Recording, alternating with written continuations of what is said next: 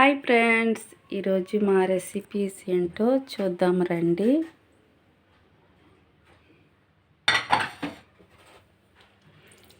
శనగపప్పు cabbage curry. Taste అయితే super. అలాగే వేడి వేడిగా వైట్ రైస్.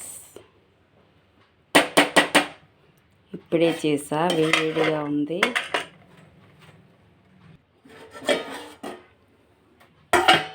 అలాగే చింతపండు చారు,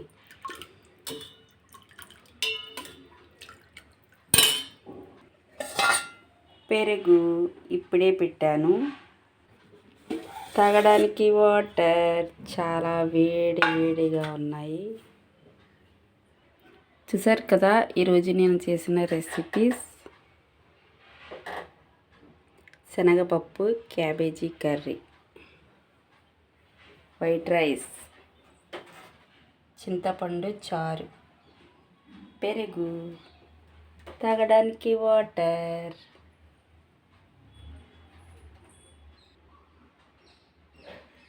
ఓకే ఫ్రెండ్స్, మా రెసిపీస్ మీకు నచ్చినట్లయితే లైక్ చేయండి, షేర్ చేయండి, సబ్స్క్రైబ్ చేయండి.